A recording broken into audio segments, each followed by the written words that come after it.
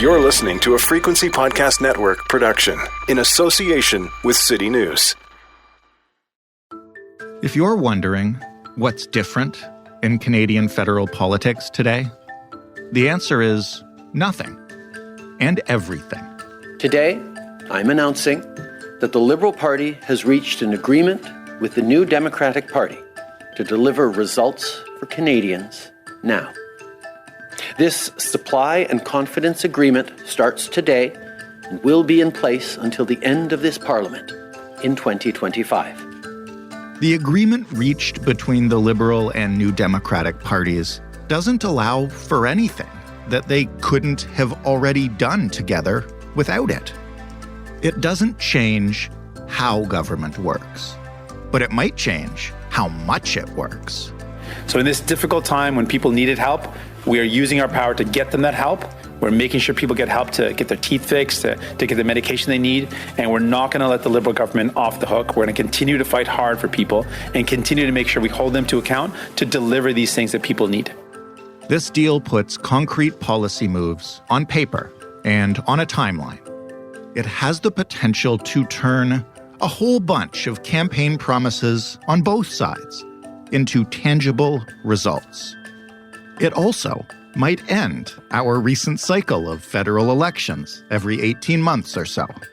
Oh, and it has also made the Conservative Party of Canada mad. Like, really mad. They cannot be trusted. These parties cannot be trusted. Neither of these men can be trusted to do what's best for the country. So a lot of implications. We have a lot of work to do, and we're going to get to work doing that. So what does the supply and confidence agreement actually do? How rare are these agreements? Is this a way to get things done, or a way to subvert democracy, as its critics claim? And most importantly, what will it mean for you and your life over the next few years?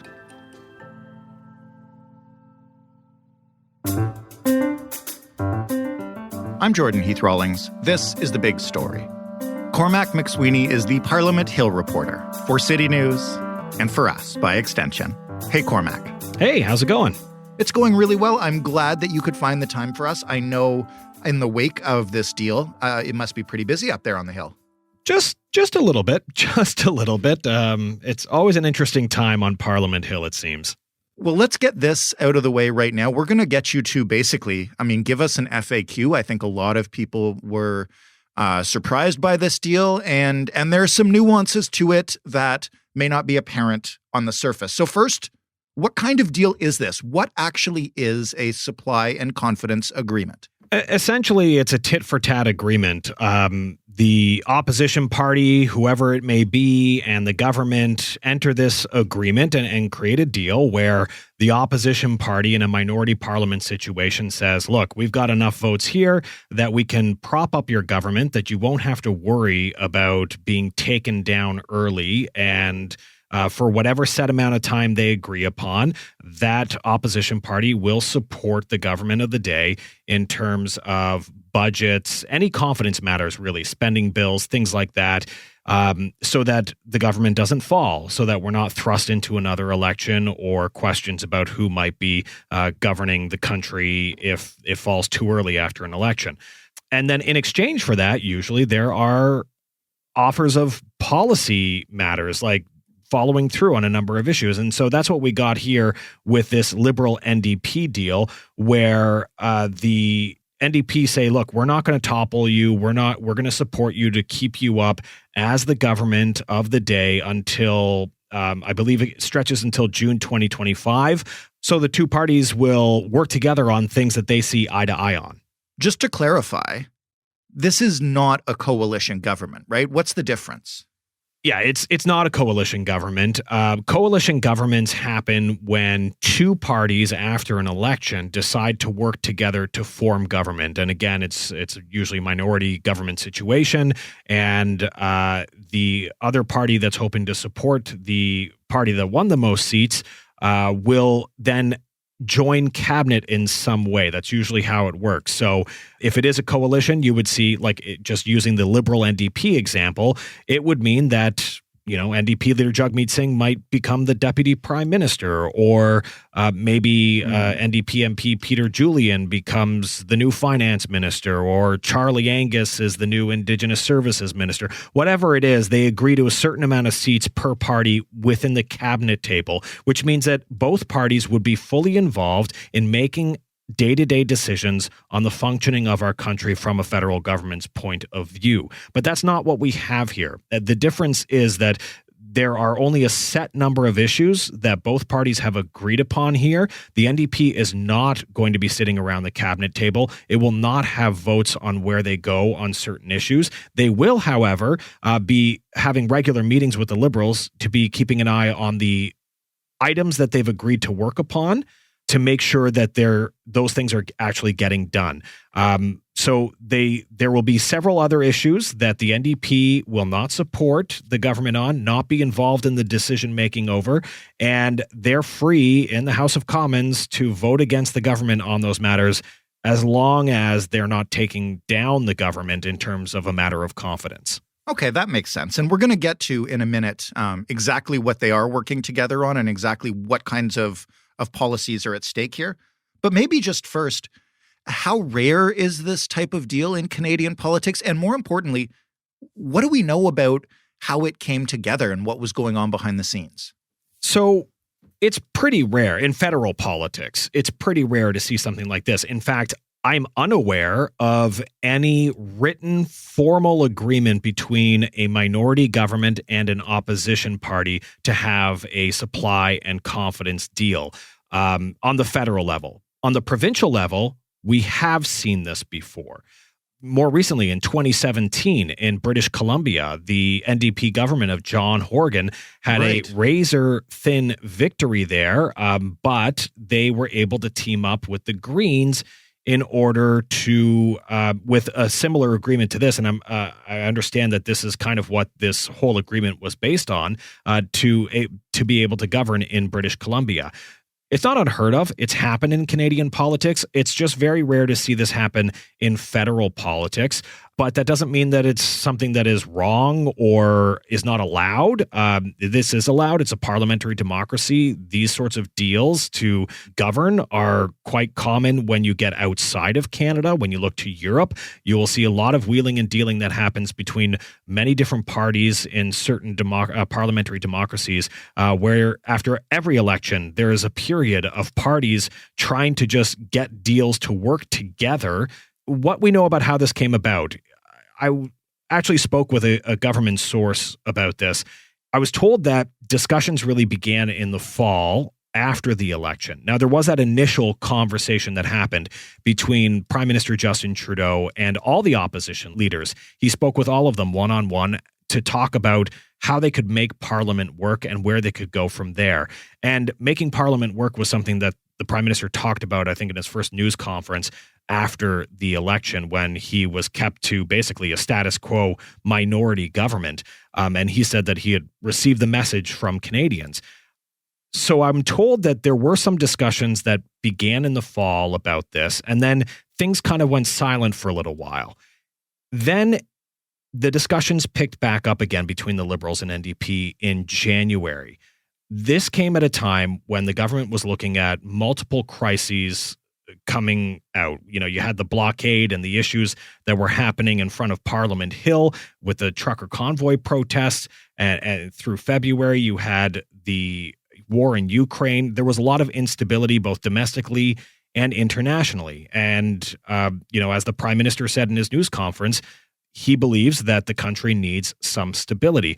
So the source tells me they picked back up in January and February, and that led to the deal where the news broke late Monday night. And I'm told that, the leadership groups were dealing with this, and there was a lot in these discussions that happened over weeks. Most of it was being led leader to leader. So Prime Minister Justin Trudeau and NDP leader Jagmeet Singh were having a lot of conversations about this privately. But then there were also some in the leadership teams. I do know that there was a caucus meeting and a cabinet meeting that happened Monday night, and that was when news kind of broke of all of this. And I was told by another government source that there was a general agreement with Liberal MPs that this was the path to move forward on. Then it got punted to the NDP, who had to give a final rubber stamp of approval. Mm-hmm. There wasn't a lot of news on the NDP discussions that happened Monday night, but first thing, Tuesday morning, that's when we saw the Prime Minister hold a news conference and NDP leader Jagmeet Singh hold a news conference. So I think it's safe to say that the NDP MPs approved the deal as well. So in terms of policy, then, what does the NDP get out of this? And I guess by extension, what will Canadians get over the life of this deal? I know there's a lot there. Maybe just give us the highlights and the areas on which they'll be pushing. So there are a lot of issues that are a part of this deal, but a lot of them were also in the platforms of the two parties. And this is really what they were looking on trying to come to an agreement on, is the path forward on their shared values, as the Prime Minister says. There was talk about national pharmacare. Something new on that is having a timeline on getting a Pharmacare Act before Parliament and making more moves on that. It's something that the government had kind of let go to the side for a while after initially taking steps towards Pharmacare. So through this deal, the NDP is kind of giving them a kick in the butt, if you will, to say, let's get this done now. But it is something that the Liberals had already sort of promised and were looking at continuing, but during the pandemic, they had kind of just delayed their plans there. But there are also issues around, rapid housing initiatives, tackling climate change, greening the economy, clean jobs for the future, 10 days of paid sick leave for federally regulated workers, things like that. Things reconciliation with Indigenous peoples, making significant additional investments in Indigenous housing. Those things were already sort of being worked on, but there are some new things that are being popped up through all of this as well. The dental plan was a big thing that the NDP had pushed for in the election. They wanted some sort of national dental care plan. And it wasn't something the Liberals were pushing on, but this is something that they're able to get through this deal. And it's a little bit specific about where we go from here. The dental care program would be for lower income Canadians. It would start with people under 12 years of age this year in 2022. They then want to expand it to anyone under 18 years of age, then seniors and persons with disabilities in 2023, and then full implementation by 2025. And the program would be restricted to families with an income of less than $90,000 annually, with no co-pays for anyone under $70,000 annually in income. So that's a big step forward in terms of what we're going to see for the country in terms of dental care. And it's something that the NDP were able to get out of this. As well, there are some interesting electoral reforms happening, but not in the way you vote, in terms of the way our system is structured. Right. So in terms of changing democracy, it would be expanding election day to 3 days of voting, allowing people to vote at any polling place within their electoral district, basically making voting easier for people. But those are changes that we didn't have before. So there will be some big policy things to come out of this, but there were questions as well for the NDP about whether this deal was even necessary or not, because some of these things they already saw eye to eye on and could have worked together without a written agreement. But the NDP wanted that confirmation that you get when you launch a deal like this to hold the government to account. That was going to be my next question. The Liberals already have cooperated with the NDP on some things to get them done over the last couple of years. How different is it now that it's on paper from them working closely with them on any policy matter? Like, how binding is this deal, and what's the difference between them just seeing eye to eye and getting something done? Well, the previous strategy from the Liberals was not to just work with the NDP. Sometimes you get that sort of scenario where there's only one party in a minority parliament that the government can work with, and they work together, but they don't have a written agreement on what they're going to do. And there's some water and wine on both sides, and things happen, and governments may live and governments may fall, but nothing is ever in writing. As we saw through the first minority parliament of the Trudeau Liberals, the Prime Minister and the Liberals didn't rely on only one party. They bounced around a bit. They got some help from the Conservatives on issues that the Conservatives could vote for. The Bloc Québécois was another party that the Liberals leaned on to make sure that they could get certain pieces of legislation passed. And then they also had a dance partner with the NDP. So they weren't beholden to one party. They could sort of jump around a little bit. But at the same time, it's a minority parliament. So you never know when the government could technically fall.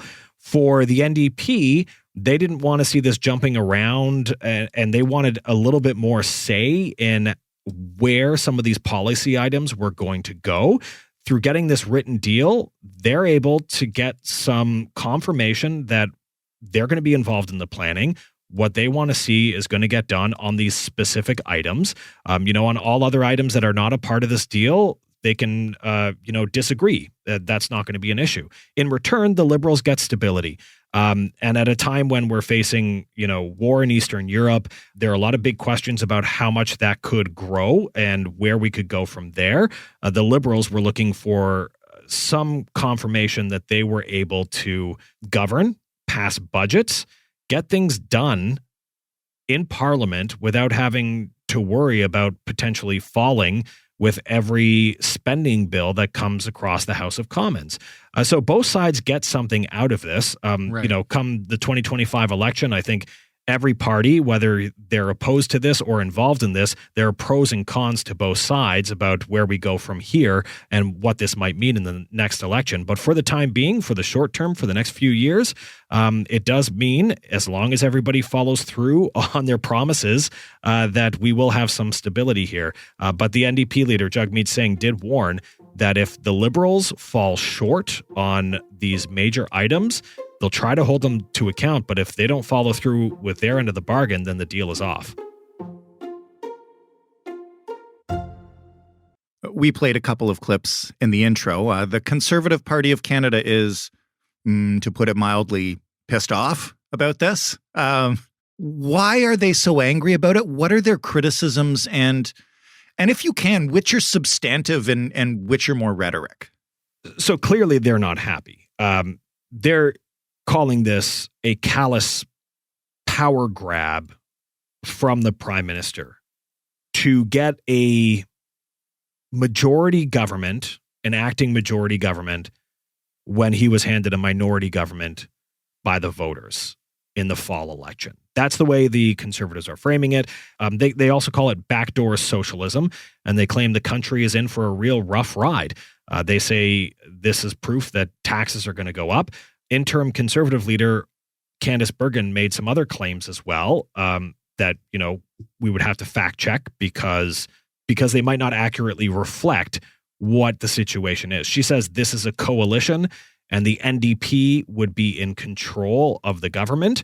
That's not exactly how this deal seems to be presented. And we've already been over that this is not a coalition government situation. So, saying it's a coalition government is not accurate either. So there are some things that people should be aware of in terms of the criticisms around all of this, but there are criticisms for this happening, and the opposition Conservatives feel that this is not what voters voted for. I mean, we did just have an election back in the fall, and this was not on the table when voters were casting their ballots. They were either voting for the Liberals or voting for the NDP. There was no talk of this ahead of that. But at the same time, it is allowed in our parliamentary democracy, maybe just less common in the federal political scene here in Canada. Just to poke a little bit more about why the Conservatives might be so angry about this, aside from their claims about backdoor socialism, etc., they are, as you mentioned, in the middle of a leadership race. How does this impact that? And how does it, if it at all might, change who Conservatives would prefer to have as a leader if they know they're not going to be able to come right into this and go to an election? Well, I think this is going to change some of the discussion on the campaign trail for sure. You have some candidates who have been pushing this idea of a Liberal-NDP coalition as a reality, saying it's going to happen. They've been talking about this sort of the boogeyman that was going to come for some time, and now it's actually here. So this is going to be an issue that's going to pop up on the campaign trail. How do the Conservatives now battle a partnership on certain policies between the Liberals and the NDP until 2025, when we're going to get our next election? Again, there are still possibilities that we could have an earlier election than 2025. Right. So for the next few years, who do you want battling the Prime Minister in the House of Commons, and not just the Prime Minister, NDP leader Jagmeet Singh? Will they still be the candidate you want in 2025 is a question I think Conservative membership will have to ask. They might have to look a little bit more long-term for who they're choosing as their leader, and whether those leaders would be able to withstand 3 years going toe-to-toe with Prime Minister Justin Trudeau, and whether they would be able to build up the fortunes of the Conservative Party in that time frame. Time can be a great thing for politicians, but it can also be a huge hindrance for politicians, regardless of your party. So calculations may have to change for the Conservative membership a little bit, but I think this is going to be a big talking point. Of course, I think every Conservative candidate is going to say the same thing. This is awful. This is bad. This is not what we want to see for democracy in Canada. Right. Those are the lines you can expect. And we've already seen that coming out from some of the big players. But what do you do about it? How do you battle that? How do you separate yourselves from the flock in 2025? If there's a scenario where the Liberals are now more dominant as a result of this, or maybe the NDP are picking up steam and they've gained some traction because they're seen as a party who can get things done. The changing dynamic over the next 3 years will be interesting to watch, and it's something that I think Conservative members have to think about. We'll have to see how this all shakes out in the leadership race, because there's still months to go before Conservatives cast their ballots. You mentioned how much time is, theoretically at least, left until the next election now, which was the last thing I wanted to ask you about. Obviously, the Conservatives are choosing a new leader right now. Jagmeet Singh has positioned himself, I think, well to get some stuff done for the NDP going into the next election, which leaves Justin Trudeau. And, a lot of people were already kind of speculating that the past election might have been his last. This is now looking 3+ more years in the future. What are the chances that Trudeau is not the leader for the next election?